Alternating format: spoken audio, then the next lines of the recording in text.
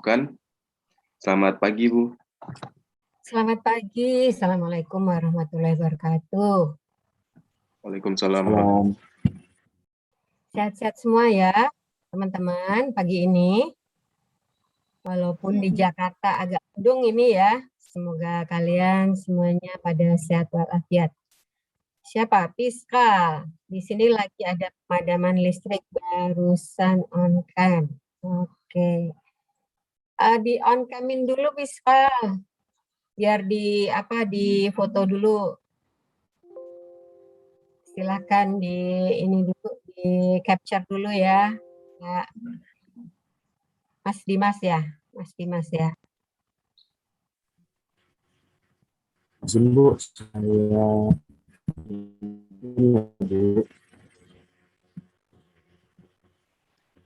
Mumpung masih pada cerah-cerah kan pagi. Senyum, senyum. Persiapan senyum dulu untuk slide 1, 2, 3. Berikutnya slide 2, persiapan. Jangan lupa senyum. Persiapan 1, 2, 3. Sudah Bu, kurang 1 orang. Oke, baik. Terima kasih Mas Dimas. Ya, semoga semua sehat. Alhamdulillah. Ini Mas Dimas juga nggak bisa on cam ya? Kenapa Muhammad?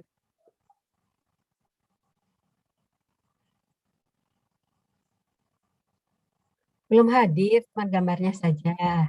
Oke. Atau nggak ada sinyal. Mbak Amelia, kenapa Mbak Amel?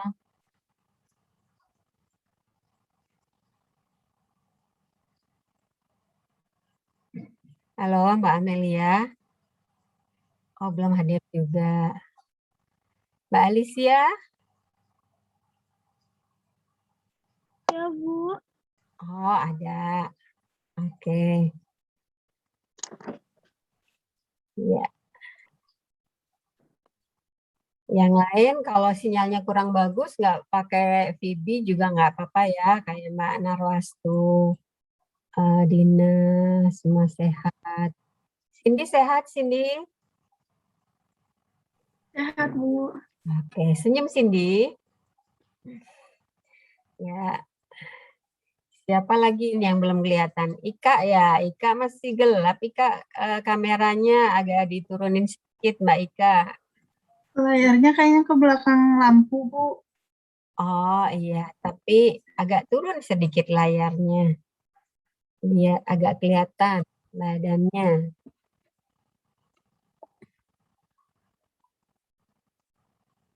Nggak bisa diturunin ya layarnya ya, Ika ya. Oke, ini Udah, kayaknya. Ibu. Oke, makasih. Sinyal Ibu juga kayaknya kurang bagus. Ini mudah-mudahan kedengaran. Teman-teman semuanya kemarin sudah mengumpulkan tugas-tugasnya ya. Terima kasih Ibu sudah baca semuanya ya. Pendapatnya semuanya baik. Semuanya bagus. Nanti kita bahas sedikit deh ya. Baik, mungkin akan share video dulu ya pagi ini ya. Mudah-mudahan bisa terdengar dan kelihatan. Tadi ada di mana tadi? Nah, bukan.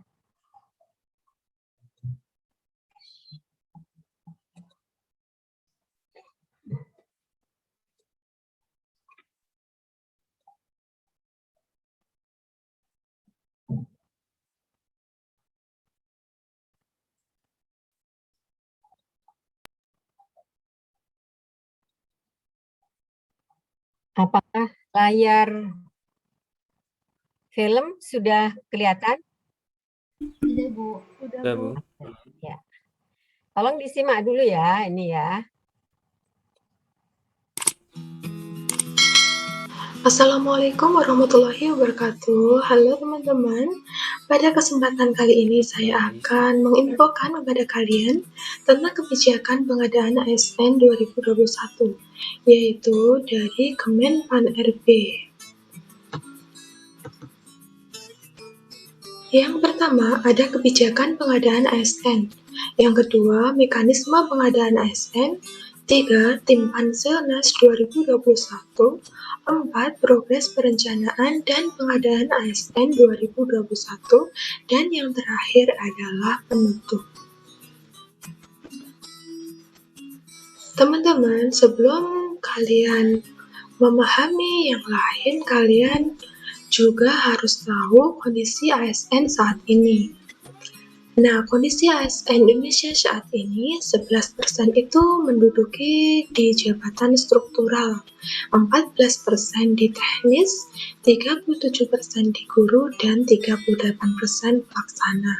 Nah, ini adalah kondisi ASN saat ini nih teman-teman. PNS Indonesia yaitu posisi per 16 Juli 2020. Ini ada diagram batang nih teman-teman. Pada tahun 2014, rekrutmen CPNS itu ada 53.804. 2016 ada 51.444. Pada tahun 2017, 33.155. Dan tahun 2018 ini yang paling tinggi nih teman-teman, ada 179.576,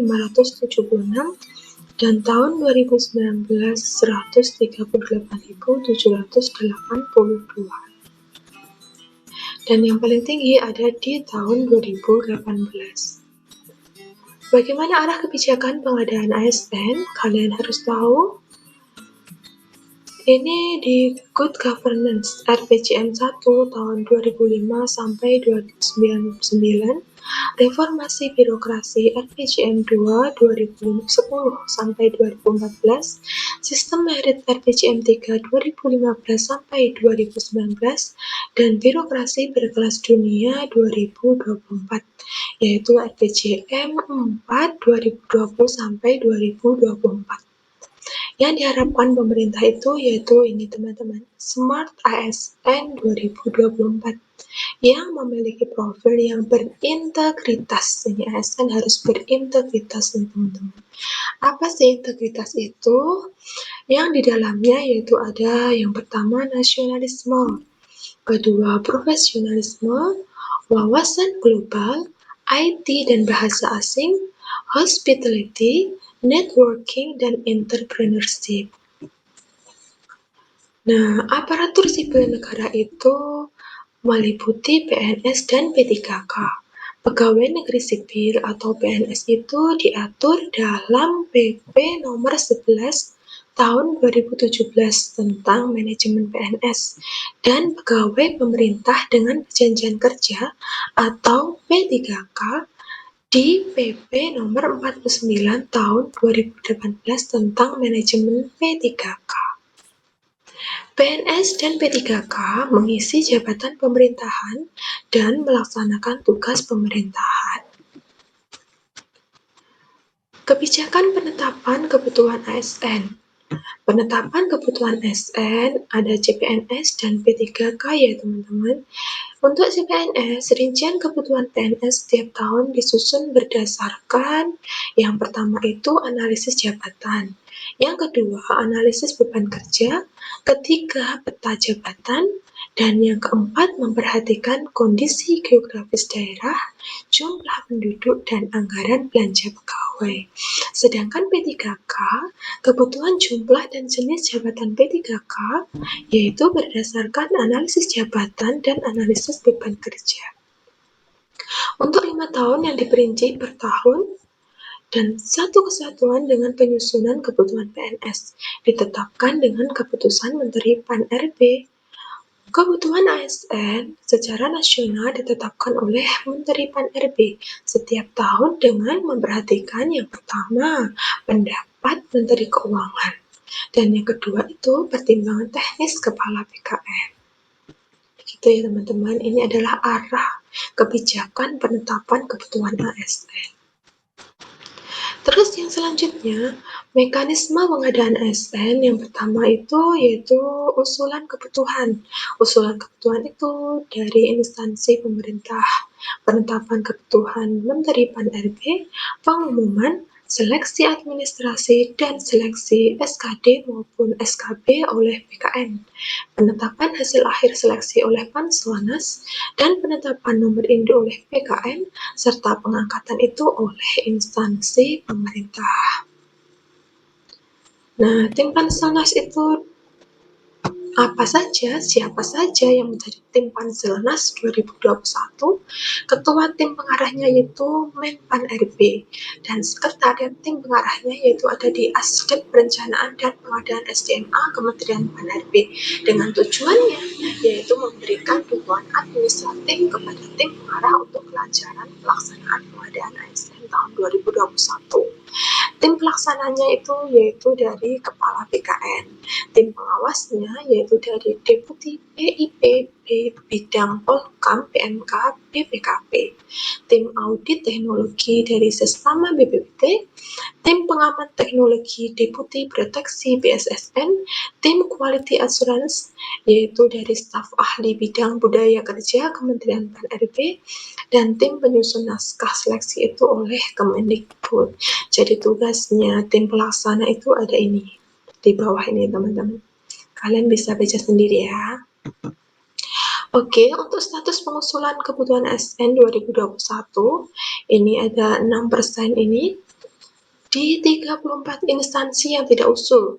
Nah, yang tidak usul ini ada 34 instansi yang terdiri dari 23 kementerian atau lembaga, 1 pemerintah provinsi, 10 pemerintah kabupaten atau kota.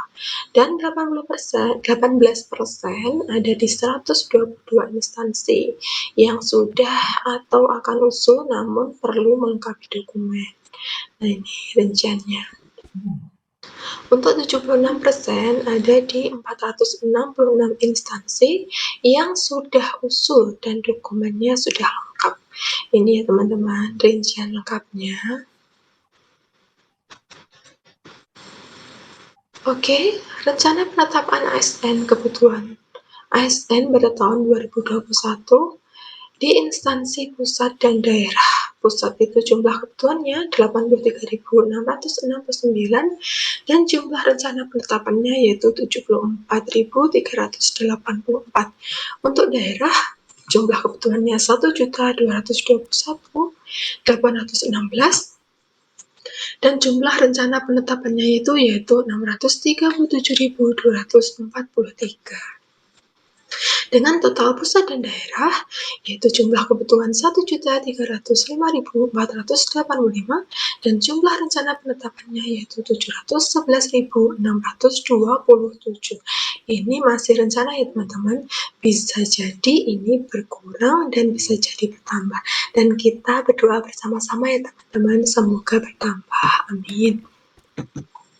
Dan untuk rencana tentatifnya, seleksi CSN tahun 2021, ini seperti ini teman-teman, ini masih tentatif ya, masih sementara begitu.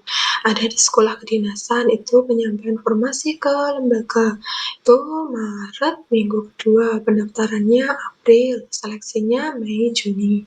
Nah untuk CPNS dan P3K non-guru, itu penyampaian informasi ke Kementerian atau lembaga Pemda itu di bulan Maret. Dan untuk selanjutnya pendaftaran, seleksi, dan lain-lain itu belum dijadwalkan. Untuk P3K guru, penyampaian informasi ke Pemda itu minggu ketiga bulan Maret. Dan ini masih rencana ya teman-teman. Kita tunggu bagaimana realitanya nanti. Untuk penutup, akhir Maret 2021 ini informasi diserahkan ke lembaga masing-masing. Instansi yang belum melengkapi dokumen agar segera menyelesaikan, Kementerian RB akan mengeluarkan kebijakan pengadaan ASN 2021 dan instansi akan mempersiapkan pelaksanaan seleksi secara adil, objektif, transparan, akuntabel, bebas KN dan tidak dipungut biaya. Dan 5 untuk pelaksanaan ASN, non-guru akan menggunakan sistem cek BKN dan guru akan menggunakan sistem UTBK Kemendikbud. Terima kasih atas perhatiannya. Jangan lupa like, komen, dan subscribe ya teman-teman. Dan aktifkan tanda lonceng agar kalian selalu update info tentang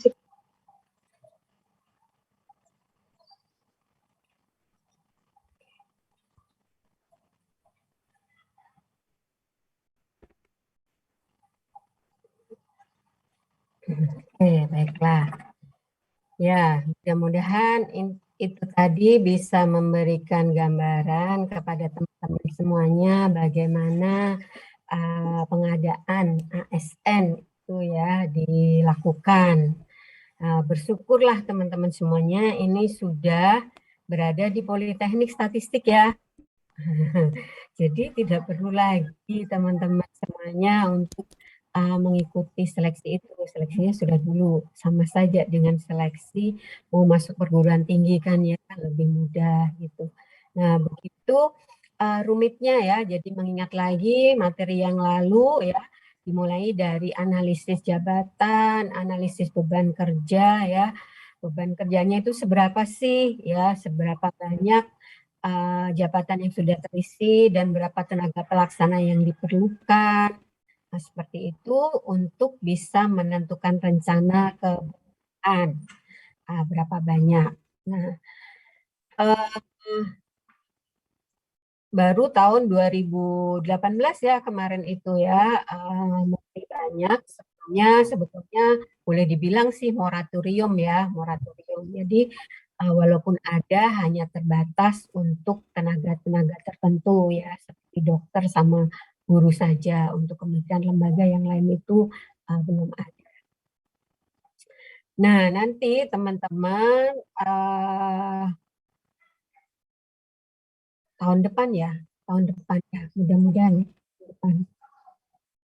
Ya, tahun depan merupakan bagian dari berapa persen? Sekitar 38% ya tenaga pelaksana dari seluruh ASN. Mudah-mudahan nih semua ya dan bisa ditempatkan. Sebelum masuk dulu Ibu. Ingin tanya. Kira-kira apa sih yang memotivasi teman-teman semuanya itu untuk masuk menjadi ASN? Kok kenapa milihnya Politeknik Statistik? Kan nanti menjadi ASN, menjadi pegawai negeri sipil. Ya. Dan orang udah pada tahu loh ya, kalau ASN itu gajinya kecil ya dibandingkan kerja di swasta. Kalau ASN tahun CPNS itu sekarang sekitar 3 juta ya untuk D4 atau S1. Padahal kalau di swasta 0 tahun itu bisa dapat 5 juta, 6 juta, nanti setiap 3 bulan bahkan mungkin naik ya, setiap tahun itu naik. Kalau dinaikkan bahkan malah bisa berpindah ke perusahaan yang lain yang mau membayar lebih tinggi gitu ya. Jadi kayak anak saya, kayak menantu saya itu gitu. Ya, jadi kalau udah naik sudah bertambah tahunnya, dia mau membayar nggak? Dia mau menaikkan gaji saya sekian, saya mau terus lanjut. Kalau enggak, saya mau mencari tempat yang lain gitu. Nah, kira-kira apa nih motivasinya nih? Siapa yang mau raise hand? Boleh. Daripada Ibu tunjuk.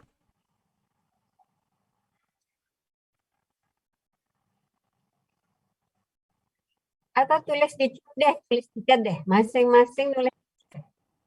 Kenapa ingin menjadi ASN?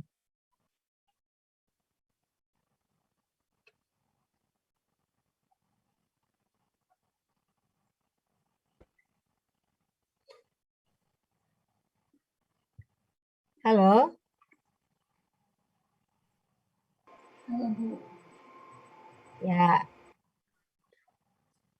sejahtera. Udah cukup, Bu. Kaya raya tidak perlu. Mantap. Dah. Tanya, arahan dari orang tua, Bu. Anak yang ya. Turut sama orang tua. Jujur awalnya disuruh orang tua dan keluarga Bu Adinda sama Megantoro saya masuk STIS karena apa? Bu, Tunjangan ikatan dinas, Bu. Oh, tunjangan ikatan dinas. Oke, karena dapat biaya ya. Padahal kan sekarang nggak dapat tunjangan kan ya? Iya, Bu. Kecewa dong ya Dimas sama Megan. Oke, ayo mana yang lain? Tulis.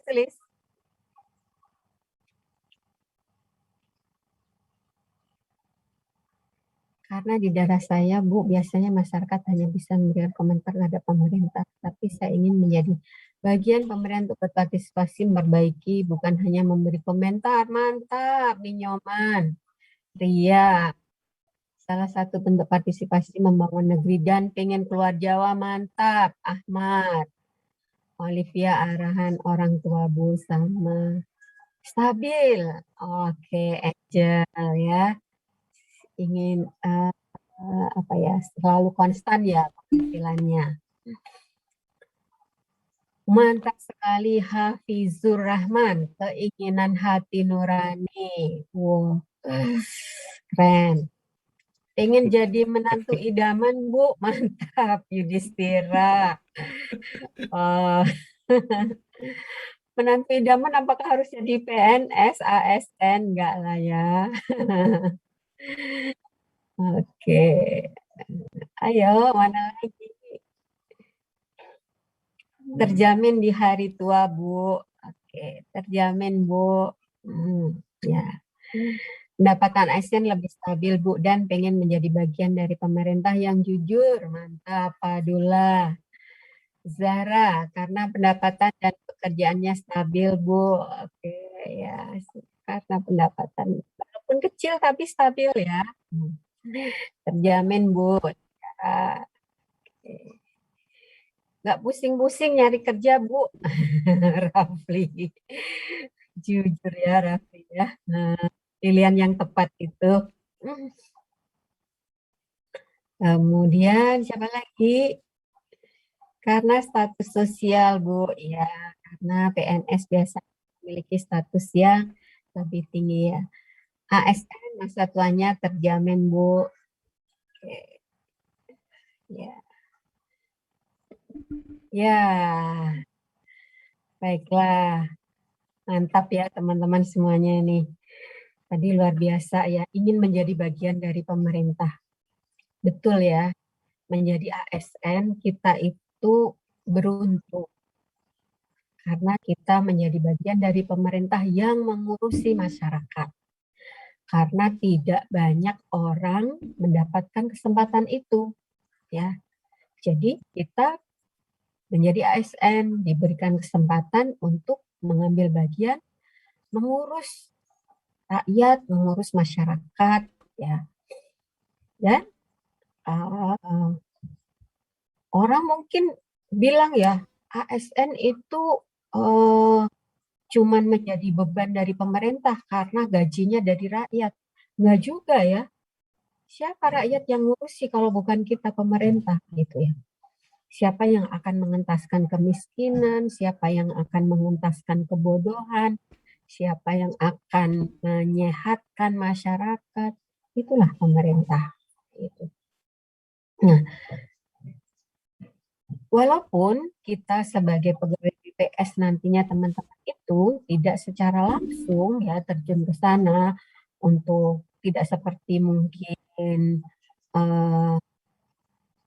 seorang guru sekolah dasar yang memberikan pendidikan bagi anak SD, kemudian dia berkembang, tumbuh ya, menjadi besar dan dewasa.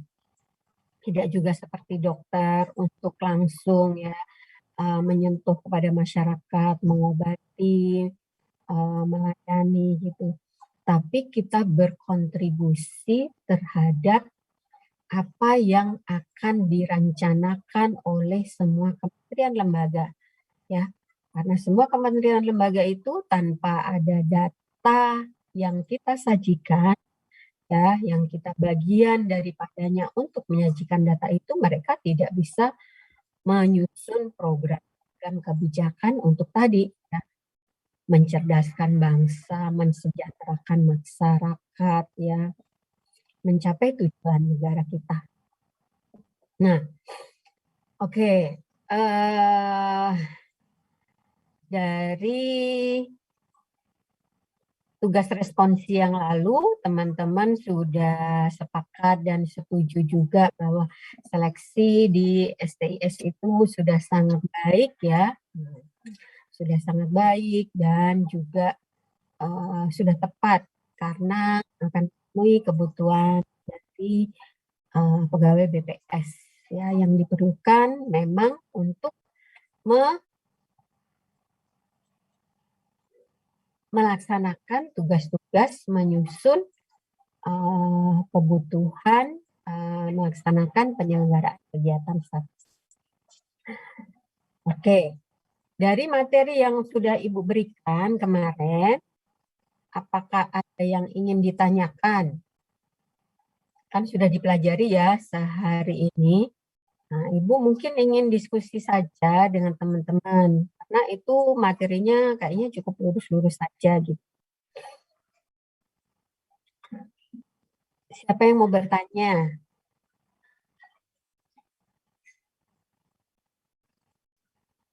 Marina. Oke, silakan Marina.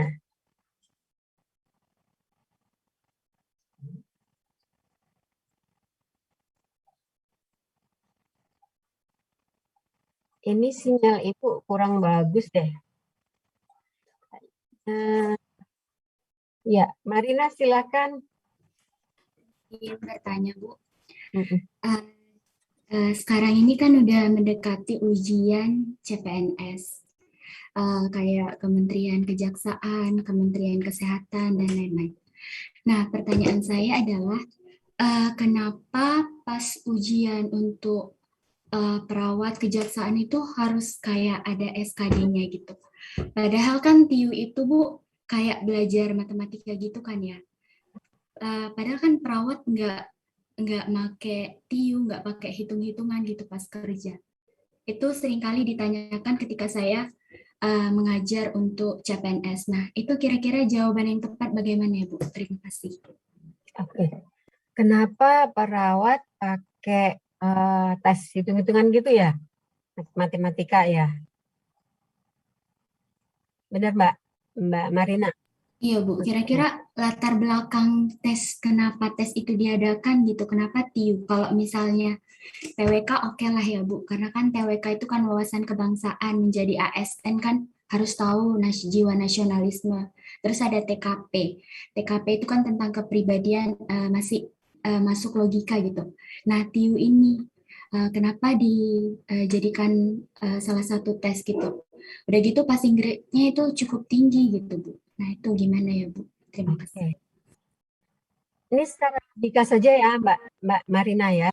Ibu jawab secara logika ya, karena Ibu kan nggak tahu persisnya alasannya apa. Seorang perawat ya, kenapa dia perlu ada hitung-hitungan matematikanya menguasai? Ya pastilah, karena ya di dalam ilmu kesehatan itu juga didasari dengan perhitungan-perhitungan ya. Untuk menjadi seorang dokter nih kalau dokter ya, untuk menjadi seorang dokter maka dia juga melalui penelitian ya. Nah, penelitian itu juga kan menggunakan dasar-dasar ilmu statistik ya. Untuk menetapkan dosis obat itu pakai hitung-hitungan statistik. Kurang lebihnya yang Ibu tahu ya. Untuk menetapkan dosis obat seseorang itu dilihat dari umur, dilihat dari berat badan, seperti itu. Jadi umurnya berapa, berat badannya berapa, maka dosisnya ini berapa miligram nanti. Nah, termasuk juga dari penyakit. Nah, penyakit itu semuanya kan diketahui lebih jauh dari hasil laboratorium. Hasil laboratorium itu semuanya menggunakan ukuran matematis, ya. Misalnya tekanan darah tekanan darah saja, tekanan darah ya, itu kan ada sistolik, diastolik ya. Nah, ini berapa tekanan darahnya? Berapa banyak dosis obat yang diberikan, misalnya dia teridentifikasi tekanan darah tinggi, apakah tekanannya yang normal itu kan tergantung umur juga ya, tergantung umur. Kalau setua ibu ini normalnya adalah 120, tapi waktu ibu masih muda normal ibu masih 100 gitu. Nah, kalau tekanan ibu 140 itu mungkin saya diberikan dosis yang tidak begitu berat. Tapi kalau tekanan darah saya sudah 180, diberikan dosis yang lebih tinggi. Nah, itu ya itu untuk seorang dokter. Perawat pun juga kurang lebihnya sama ya, untuk bisa mendukung tugas-tugas dokter, memberikan rekomendasi dan sebagainya. Mulai dari pengukuran suhu tubuh, pengukuran tadi, tekanan darah, dan pengukuran hasil pengukuran laboratorium gitu. Nah, makanya ya harus tahu gitu. Itu untuk perawat ya, untuk perawat, dokter dan sebagainya. Jadi ilmu matematika itu masih berlaku untuk semua. Demikian pun juga dengan statistik ya, karena apa? Kayak tadi orang menentukan normal tekanan darah itu berapa, itu kan pastinya dihitung dari hasil penelitian rata-rata, ya kan? Rata-rata itu dari mana? Ya dari statistik, itulah statistik rata-rata gitu ya. Sebetulnya orang itu sudah bergelut dengan statistik di dalam kehidupannya, cuman orang tidak menyadari saja. Nah, sedangkan untuk kejaksaan itu kan ruang lingkupnya luas sekali. Dia mau meriksa ya perkara-perkara, ada pelanggaran peraturan, baik ya pidana maupun perdata. Kalau perdata kan dia pasti ya hitungannya. Demikian juga pidana. Kemudian pastinya juga ada hitung-hitungannya juga untuk menetapkan ini dihukum dan sebagainya. Atau sekian maka dia dihukum sekian bulan, sekian tahun. Ya, ada perhitungannya semuanya seperti itu. Itu kurang lebihnya Mbak Marina ya. Apakah sudah jelas? Walaupun Ibu menjawabnya logika saja gitu ya. Gimana Mbak Marina? Iya Bu, sudah. Terima kasih Bu. Oke, baik. Ada lagi yang mau bertanya?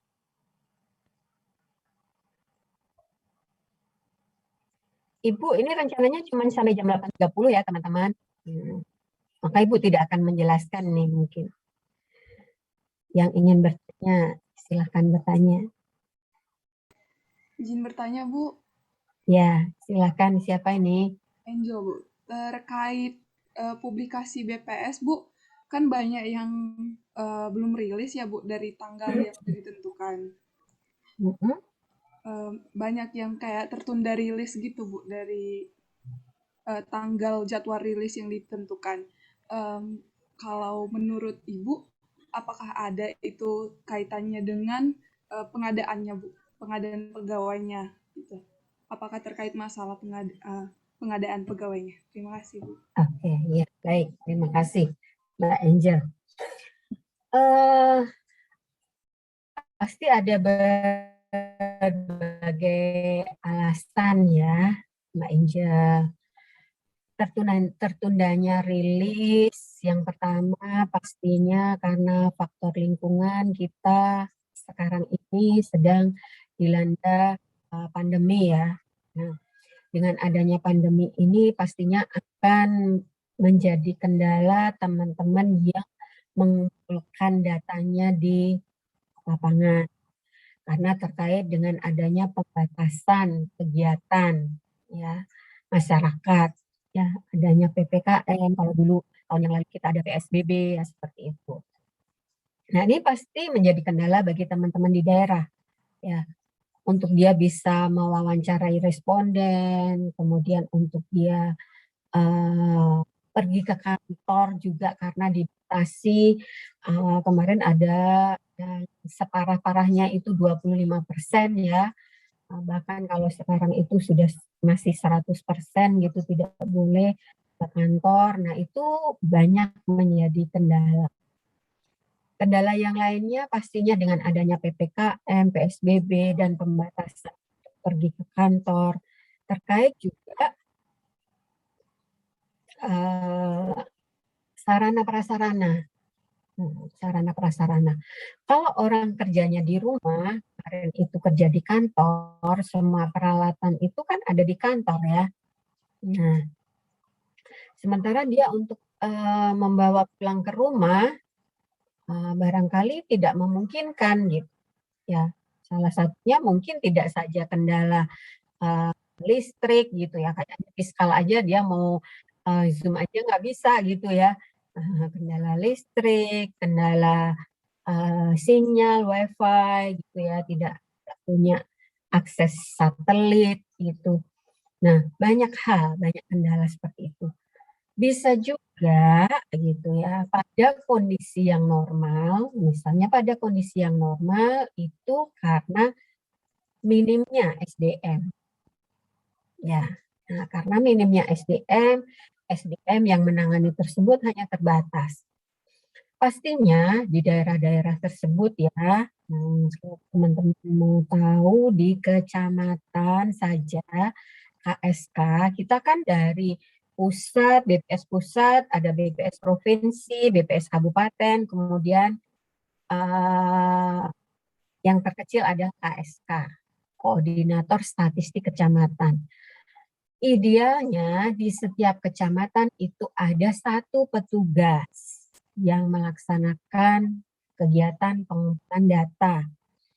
Kalau kecamatannya cukup luas dan kegiatan cukup banyak, maka dia berfungsi betul-betul sebagai koordinator statistik kecamatan. Siapa yang dikoordinatori adalah para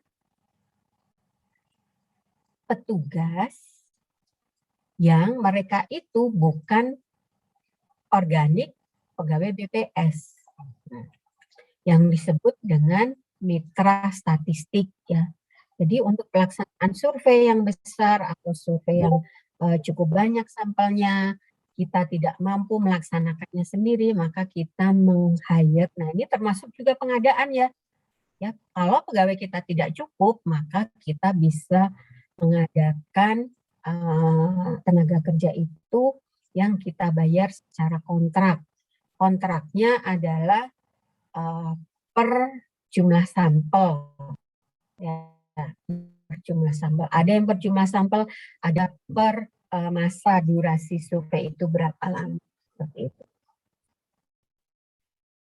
Nah, jadi dia benar-benar mengkoordinatori semua petugas-petugas ini. Tapi yang menyedihkan ya, kalau ada kecamatan dia tidak ada personel KSK-nya. Siapa yang akan melaksanakan itu selain mitra statistik tentunya adalah pegawai yang ada di kabupaten.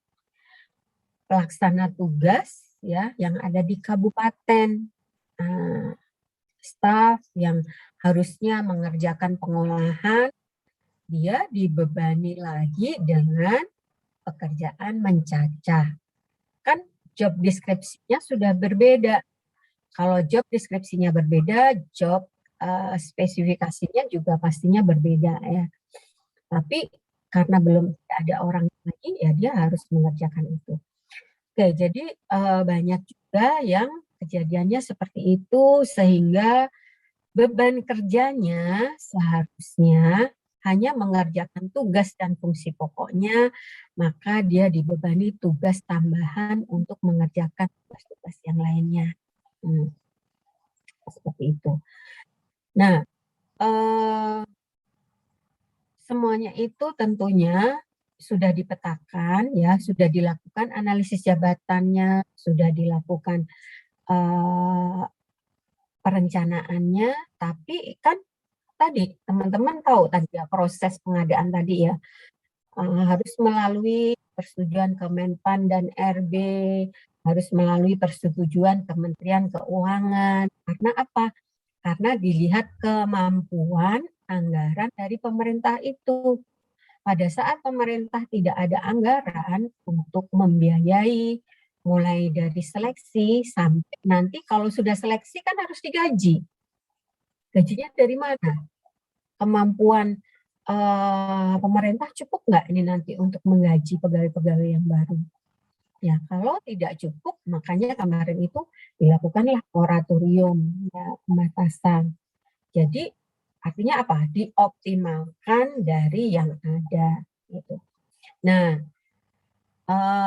dengan keterbatasan yang ada itu, kemudian daerah-daerah yang optimalkan kegiatannya. Sehingga bisa jadi karena tidak mampu memenuhi target, maka menjadi terlambat. Nah, apa yang seharusnya dilakukan? Ya, pada saat adanya keterbatasan sumber daya, baik itu tenaga maupun anggaran dan sebagainya, teman-teman di daerah mestinya bisa kreatif. Ya, makanya dituntut kreativitas tadi. Ya. Smart ASN tadi ya, menuju Smart ASN 2024. Tadi salah satunya apa? Integritas, ya, nasionalisme, kemampuan teknologi informasi di sana diperlukan. Maka sangat diperlukan itu kemampuan kita teknologi informasi bagaimana mempercepat pekerjaan kita dengan memanfaatkan teknologi. Jadi dituntut kreativitas itu. Dituntut juga kemampuan berbahasa asing. Itu kan tadi ya, Smart ASN 2024. Nah, pas banget nanti teman-teman ya. Lulus tahun 2022. Nah, baru 2 tahun kerja. Anda harus itu tadi. Maka mulai dari sekarang persiapkan teman-teman semuanya. Kuasai IT, kuasai bahasa Inggris ya untuk bisa menuju Smart ASN.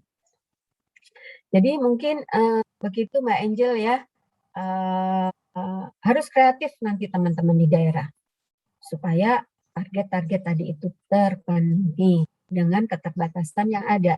Ya. Dulu itu banyak kepala seksi, bukan kepala seksi, jangankan kecamatan, ada seksi saja tidak ada kepalanya karena saking terbatasnya orang di daerah. Nah,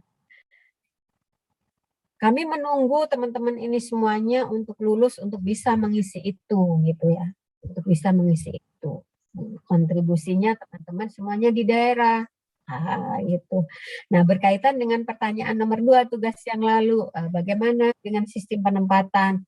Nah, macam-macam tuh ya, Ibu senang tuh pendapatnya masing-masing ya. Ada yang setuju dengan putra daerah, ada yang tidak setuju juga dengan putra daerah. Ya, harapannya memang kenapa dipilih putra daerah supaya lebih betah dan tidak minta ingin pindah gitu ya dengan adanya putra daerah. Nah, dulu memang ada pembatasan untuk di Jawa itu tidak diberikan fresh graduate ya. Tapi sekarang dengan di Jawa sudah mulai banyak yang purna tugas ya, membutuhkan itu gitu. Karena di Jawa itu dulu adalah mengakomodir teman-teman yang dari luar Jawa ini untuk sekian tahun pindah ke Jawa gitu loh. Jadi bukan karena tidak memerlukan fresh graduate gitu, tapi karena teman-teman karena di wilayah Jawa ini untuk menampung dari mereka yang sudah sekian tahun di luar Jawa yang ingin kembali ke daerahnya masing-masing gitu. Kan sebagian besar kemarin itu dari teman-teman ini juga dari Jawa kan. Nah, gitu ya. Nah, ada yang lucu juga dapatnya. kalau bisa penempatan itu ya supaya suami dan istri sama gitu. Lah, kan kalian sebelum penempatan kan belum menikah, kan nggak boleh menikah selama pendidikan. Siapa yang tahu? Kan nggak tahu. Nah, ya. Nah, yang sudah yang sudah punya pacar, ya kalian ya di sini harus punya rencana yang sama, milihnya di wilayah yang sama. Oh iya Bu, udah milih di wilayah yang sama Bu, tapi ternyata ditempatkannya berbeda juga gitu ya. Ya itu nasib gitu ya. Kan kita cuman sekedar memilih tapi kan sesuai dengan kebutuhan gitu ya. Yang membutuhkan mungkin ini cukup sampai di sini, ini yang lain. Nah, gitu.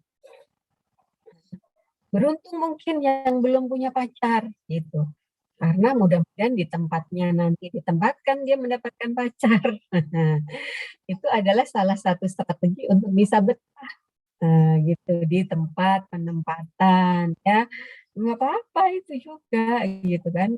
Jodoh itu kan ketemunya di mana-mana ya. Walaupun di STIS nggak ketemu gitu, tapi ternyata di tempat penempatan ketemu sama kakak tingkat. Ya, padahal waktu di STIS tidak ketemu sama sekali. Gitu. Itu namanya jodoh ya, baru ketemu di sana.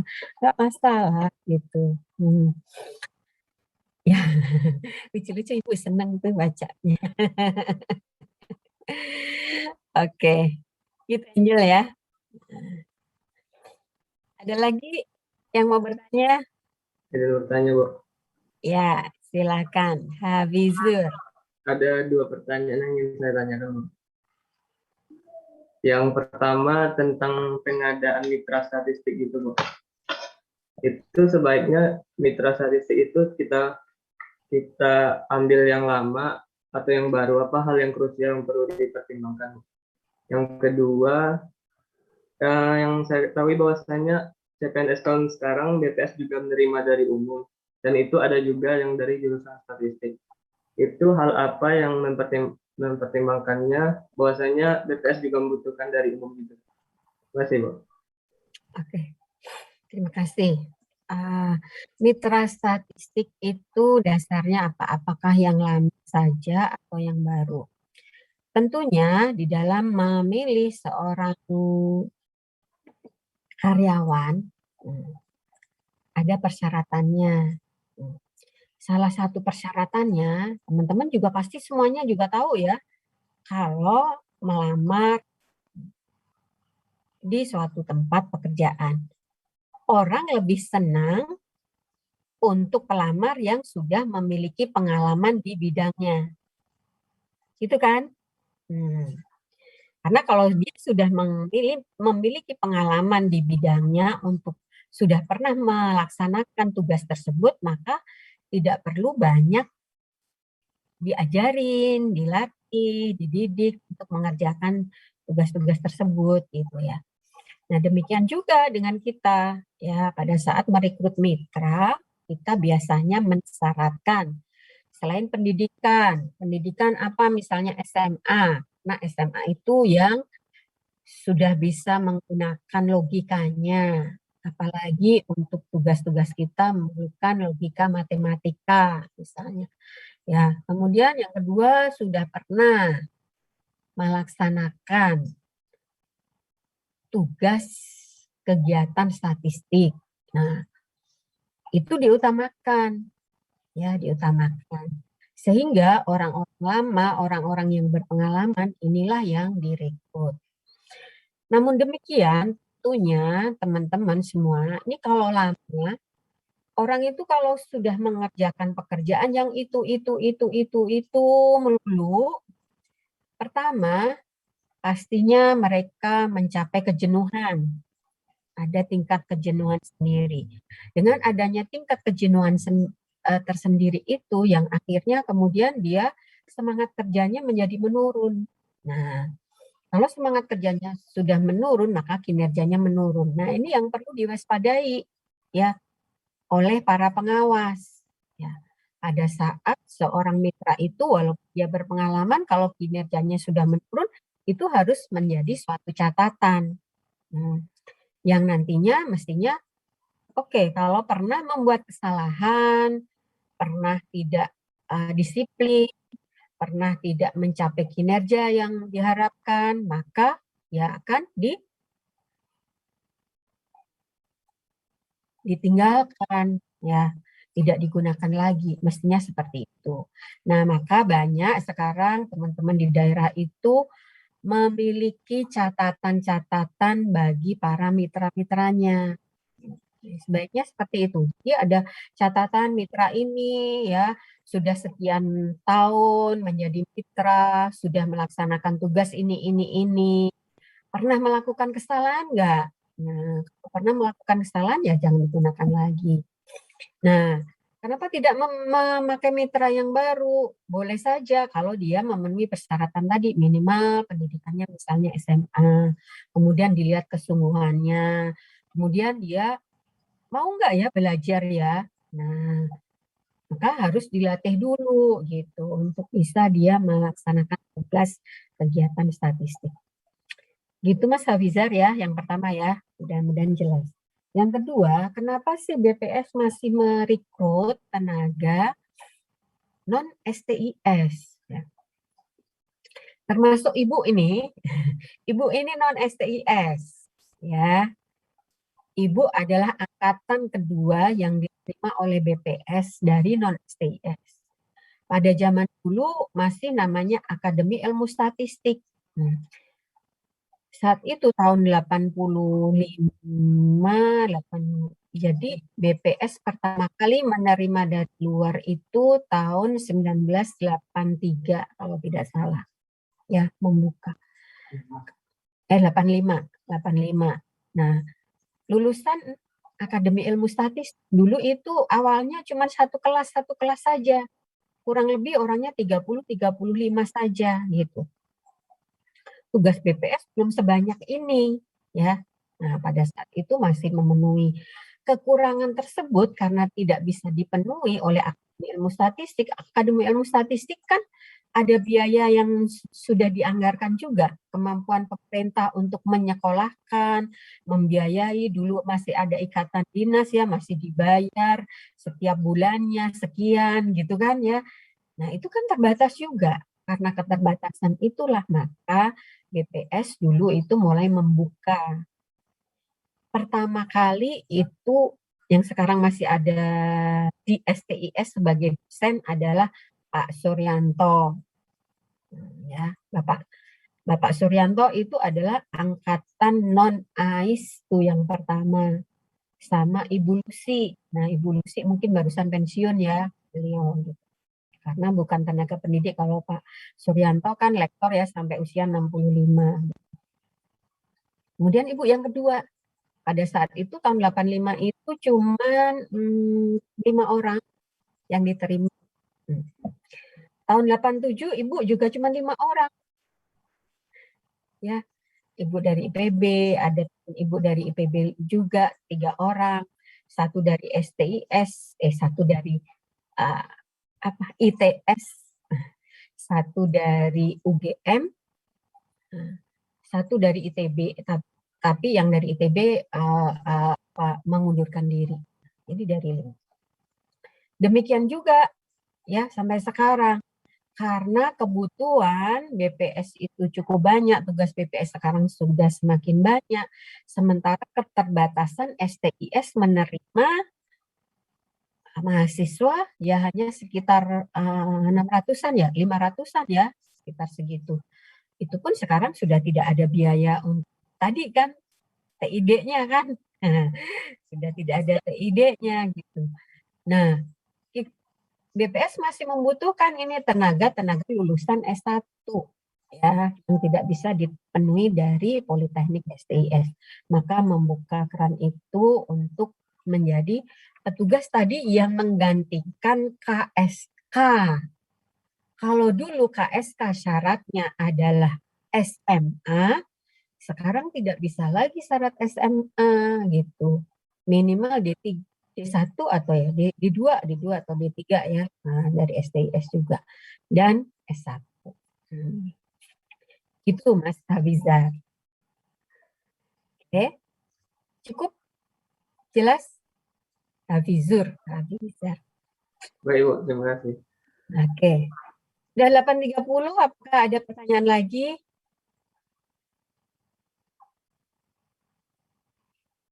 Oke, sebentar Ibu share screen. Barangkali ada yang ingin ditanyakan, Ibu skip saja nantinya, ya. Padahal Ibu mau berhenti jam 8.30 nih, teman-teman mengerjakan tugas. Oke, pengadaan, peramalan kebutuhan, prinsip rekrutmen, seleksi, kendala rekrutmen. Teman-teman mampu menjelaskan peramalan SDM, prinsip rekrutmen, dan seleksi. Peramalan kebutuhan, apakah ini sudah cukup jelas peramalan kebutuhan?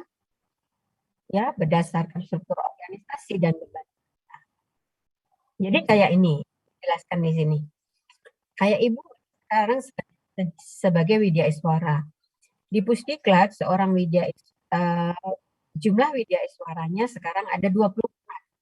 Nah, yang menjadi beban kerja adalah berapa banyak mata pelatihan yang mampu diajarkan oleh seorang Widya Iswara. Dalam 1 tahun, itu Pusdiklat menyelenggarakan berapa jenis pelatihan, berapa banyak mata pelatihan, berapa jam pelajaran. Jadi kalau kayak kita ini kan SKS, ya. Kita 2 SKS. 2 SKS itu 2 kali 55 menit. Kalau di pelatihan itu adalah jam pelajaran. 1 jam pelajaran itu adalah 45 menit. Jadi untuk 1 mata diklat itu berapa JP gitu. Nah, beban kerja adalah berapa jumlah JP dalam 1 tahun gitu ya. Yang dihitung dari berapa jenis pelatihan, berapa jenis mata pelatihan, durasinya berapa lama. Nah, itu cukup kompleks menghitungnya ya. Selama setahun itu berapa? Kemudian dibagi 24 Widya Iswara. Nah, dengan dibagi 24 Widya Iswara, ini seorang Widya Iswara mendapatkan beban berapa? Nah, dari segi kinerja, apakah itu cukup mampu dilaksanakan oleh 1 orang Widya Iswara? Atau itu terlalu berat? Nah, kalau terlalu berat, berarti kita membutuhkan Widya Iswara lagi, gitu loh. Jadi itulah yang menjadi perencanaan, ya, kebutuhan. Tapi kalau dari jumlah mata diklat yang ada, kemudian dari jumlah dari jenis pelatihan yang ada, dari jumlah jam pelajaran yang ada dalam waktu 1 tahun, kemudian dibagi dengan jumlah Widya Iswara yang ada, bisa dan mampu dilakukan, maka kita tidak memerlukan lagi Widya Iswara. Gitu. Jelas ya? Oke, itu adalah kebutuhan peramalan. Jadi cara menghitungkan ini ya cukup rumit ya, itu gambarannya kosong. Alternatifnya itu tadi ya, dengan mitra, dengan kerja lembur, dengan tadi Irina juga harus mengajar di hari Sabtu, kemudian harus mengajar juga sampai jam 8 sampai jam 6 sore, kayak gitu ya, kalau tidak bisa terpenuhi. Kemudian kalau bisa dilakukan rekrutmen dengan menggunakan prinsip-prinsip yang ada, ya, dasar, metode yang ada terbuka atau tertutup, ya, diperolehnya dari mana. Jadi kayak tadi diperlukan Widya Iswara, diperlukan pengajar lagi. Misalnya tidak harus Widya Iswara, berarti siapa? Pegawai di Pusdiklat yang bisa mengajar. Siapa? Nah, gitu ya. Itu adalah super internal. Jadi kayak STIS nih. STIS membutuhkan ini tenaga pengajar. Seperti akhirnya menggunakan ibu. Ya, ini adalah di luar dari STIS ya, karena diperlukan. Gitu. yang di luar dari ini ada kebaikan kelemahannya.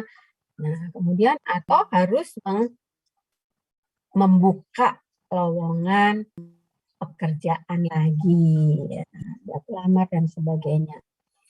Nah, ini sumber-sumber yang bisa dilakukan atau menggunakan karyawan lama yang sudah pensiun. Nah, jadi seperti kelas yang lain ya masih menggunakan yang mengajar Bapak Subagio. Nah, itu beliau sudah purna bakti ya, tapi masih diperlukan oleh STS. Gitu. Karena pengalaman beliau sebagai seorang sesama ya, maka mampu memberikan materi manajemen SDM dan nanti manajemen administrasi perkantoran. Oke, ini bagaimana caranya lowongan itu, pengumuman itu bisa melalui iklan ya, melalui surat kabar. Nah, ini pada saat dulu Ibu melamar, ini Ibu tiap minggu beli yang namanya Kompas Minggu. Karena apa? Karena di Kompas Minggu itu ada lowongan pekerjaan banyak. Kalau tidak, Ibu membeli pos kota. Tapi tidak mampu juga membeli tiap hari gitu ya. Pastinya berapa hari sekali Ibu beli pos kota, melihat satu demi satu ada lowongan atau tidak ya.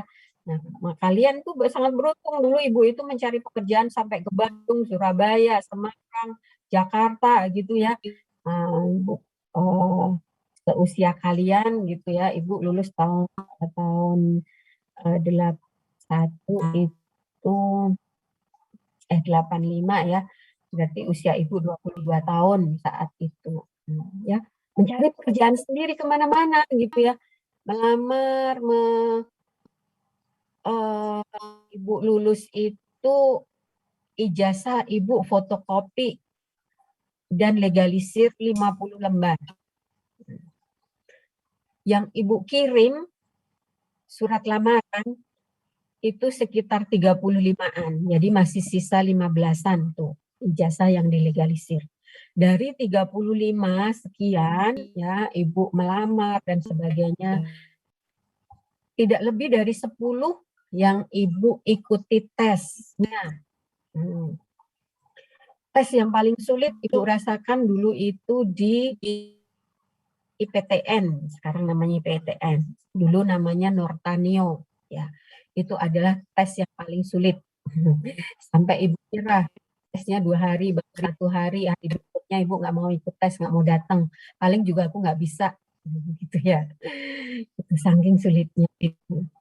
Ada yang sudah sampai harusnya udah seleksi terakhir, wawancara, tinggal pengumuman, Ibu tidak diterima, tapi pas Ibu diterima bersamaan dengan Ibu diterima di BPS. Jadi pada saat itu Ibu diterima di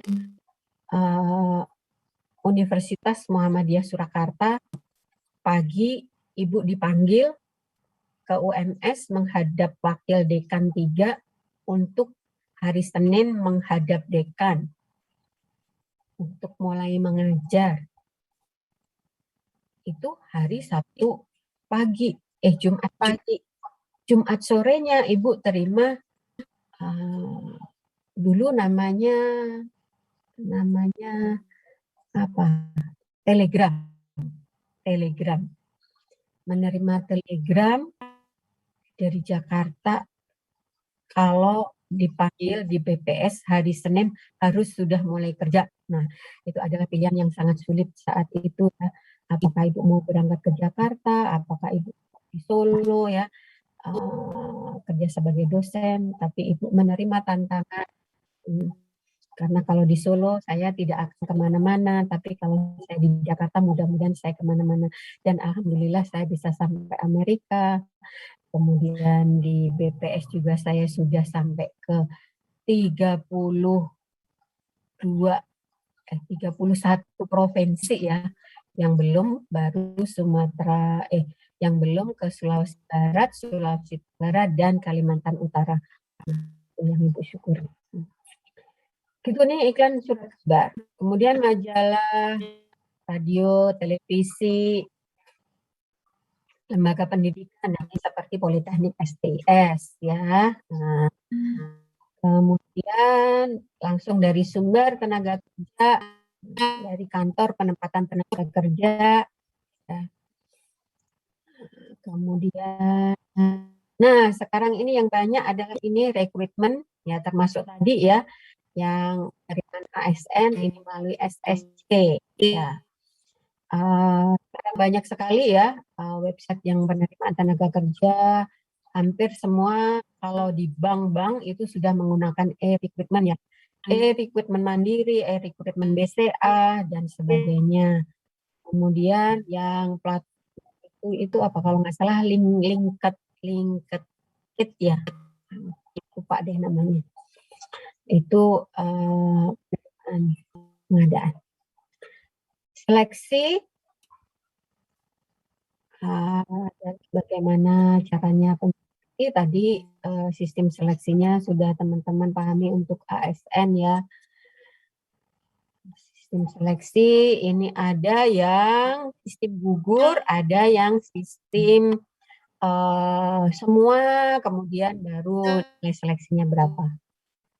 Metode seleksinya bagaimana, ini secara bertahap tadi atau semuanya kemudian nilainya di total. Metode seleksi tertutup terbuka. Nah, sekarang pun ya ada untuk seleksi jabatan ASN untuk pimpinan tinggi, pratama dan media itu sudah mulai terbuka antar instansi ya. Jadi untuk menuju eselon 1 dan eselon 2 itu sudah terbuka antar instansi. Yang teman-teman ketahui seperti kemarin itu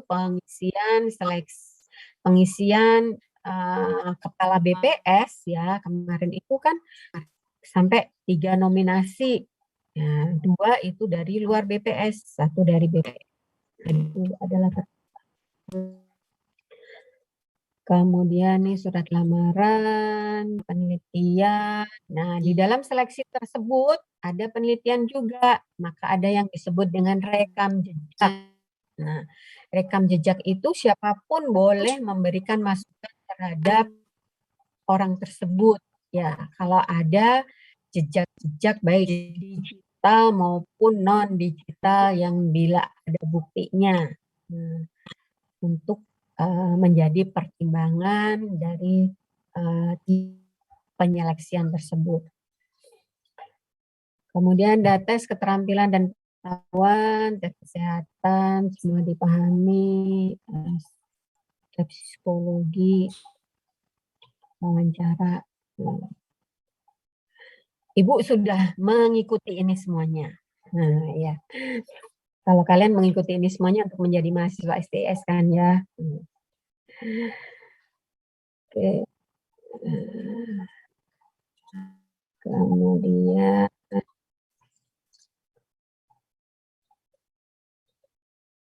masa percobaan. Nah, begitu diterima, maka nantinya ada yang berlakukan masa percobaan. Ya, seperti tadi bilang misalnya udah ada pengalaman, tapi pada masa percobaan ternyata dia belum tahu apa-apa kok gitu. Nah, ini digunakan sebagai usaha memperkecil kesalahan dalam seleksi. Nah, nanti untuk teman-teman begitu lulus, ini adalah masa percobaan PNS itu. Maka hati-hatilah di dalam masa percobaan teman-teman nanti semuanya. Bekerjalah secara sungguh-sungguh. Bekerja, berikanlah yang terbaik karena Anda masih dinilai. Kemudian nanti mengikuti pelatihan, bertemu dengan Ibu insya Allah ya, di Pusdiklat nanti tahun depan mudah-mudahan kalau sudah tidak ada pandemi nanti kita bisa diklat on class ya, Anda bisa menikmati ya tempat tidur yang nyaman di Pusdiklat, mandi dengan air hangat gitu ya, tidur pakai AC ya, gitu. Dinilai juga pada masa S ya, masanya 1 bulan untuk penilaian, 1,5 bulan ya, 6 minggu. Kemudian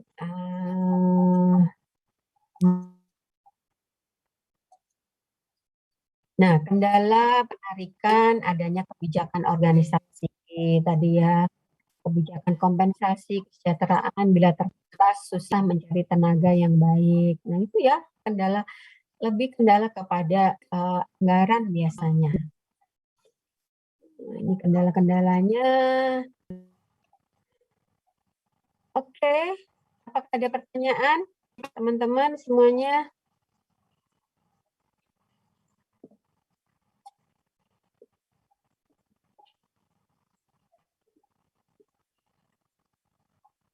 Cukup ya? Cukup mungkin, Bu. Cukup, oke. Jadi untuk tugas responsi, buatlah rangkuman resume dari materi pertemuan kedua dan ketiga. Nah, dari responsi yang lalu ada sebagian teman-teman yang sudah membuat rangkuman pertemuan kedua, tinggal menambahkan saja dengan pertemuan ketiga bisa disubmit ulang. Ya, bisa disubmit ulang, jadi tinggal melanjutkan. Ini buatlah maksimum 2 halaman ya untuk rangkuman. Kemudian buatlah 1 pertanyaan berikut jawabannya dari materi pertemuan 2 dan 3. Terserah mana yang teman-teman kuasai. Tapi pertanyaannya menggunakan kata mengapa atau bagaimana. Bukan apa ya. Bukan apa, bukan sebutkan. Nah, tapi mengapa atau bagaimana. Paham ya pertanyaan nomor 2 ya? Oke, kerjakan masih cukup banyak waktu, makanya Ibu mau selesaikan supaya teman-teman bisa mengerjakan ini dan mensubmit sebelum jam 10. Terima kasih atas perhatiannya, sekian sampai jumpa.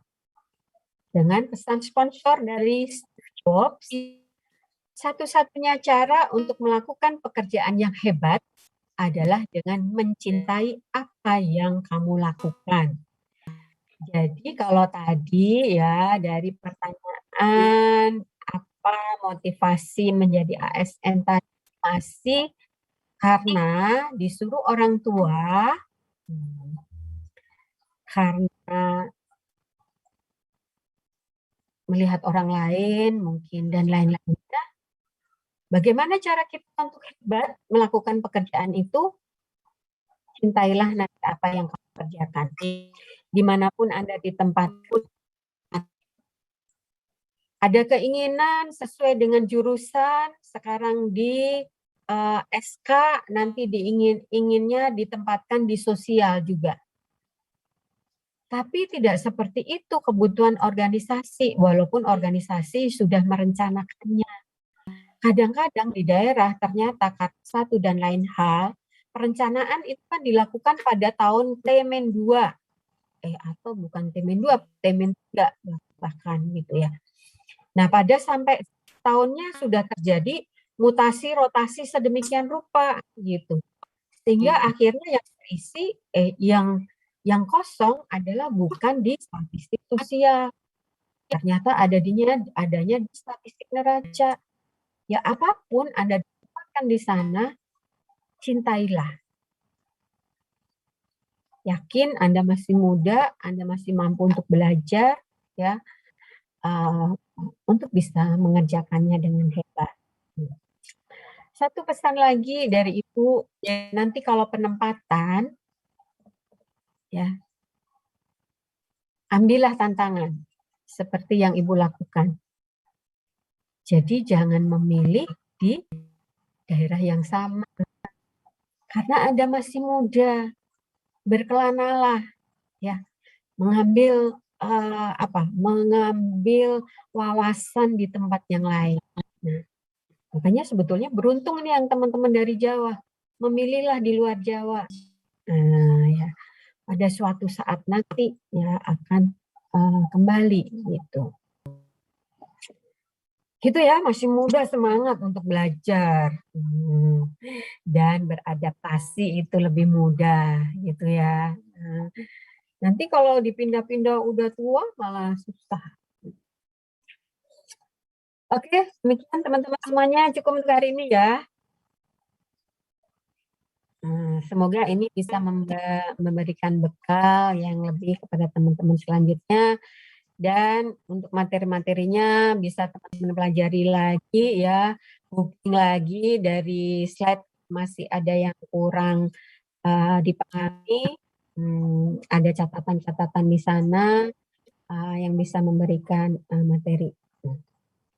Oke, sampai jumpa di minggu depan ya, dalam keadaan sehat walafiat semuanya. Hostnya saya pindahkan ke Mas Dimas. Mas Dimas, tolong nanti di close-nya jam 9 ya, Mas Dimas ya. Ya, Bu. Anda boleh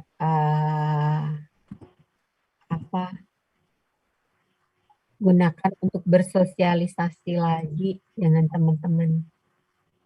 Oh iya, Bu. Izin tanya, Bu. Ya. Untuk tugasnya ini tulis tangan atau diketik ya, Bu? Nah, Ibu lebih senang ditulis tangan. Dan Ibu lebih percaya ditulis tangan. Karena dari diketik, ternyata itu kan sekarang sangat mudah sekali ya untuk copy paste. Gitu. Dan Ibu baca dari beberapa teman yang diketik, hampir sama gitu loh. Ya. Jadi saya tidak bisa menilai ini siapa yang mengcopy, siapa yang mempaste. Ibu tidak bisa menilai seperti itu gitu. Tapi kalau ditulis tangan, Ibu lebih mempercayainya walaupun tulisannya ada yang aduh, perlu Ibu melotot gitu untuk membacanya ya. Ini tulisan apa-apa gitu ya. Tapi Ibu lebih percaya itu. Walaupun tulisannya hanya poin-poin saja ya, nggak masalah gitu ya. Bahkan ada yang menuliskannya pakai poin-poin, pakai gambar, pakai tanda panah begini-begini. Itu justru Ibu malah lebih suka. Karena itu adalah gaya Anda belajar. Gaya Anda belajar adalah seperti itu. Nggak masalah gitu ya. Tapi kalau Anda ketik begitu seperti kalimat, bakalan nggak akan dibaca lagi deh. Yang ada gitu. Itu ya, Mas Dimas ya. Dan teman-teman yang lainnya. Oke. Terima kasih ya. Oke, Ibu izin live ya, karena Ibu mau mengikuti pelajaran yang lain ya. Ibu masih terus ingin belajar. Karena sekarang ada materi yang sangat penting yang Ibu harus ikuti gitu. Terima kasih, salam sehat. Wabillahi taufik walhidayah. Wassalamualaikum warahmatullahi wabarakatuh. Waalaikumsalam. Waalaikumsalam warahmatullahi wabarakatuh. Makasih, Bu. Terima kasih banyak. Makasih, Bu. Tulis toh. Salah gua nanya ya, dan Bu. Malah bilang bebas. Terus toh, terusin toh, aku toh minta tolong toh. Bahas lu tak titik. Yang kemarin perasaan nulis cuma lupa naruh aku. Udah ngerangkum. Usman udah kok. Cuma nggak mau ngaku aja. Udah ngerangkum sama Kemarin Habib. tuh materinya apa ya? Analisis jabatan. Sama nggak sih? Jabatan tapi itu rempong. Tulis aja gue poin-poinnya. Mana sih? MSDM nih ya? Biarlah. Ya, kita menunggu.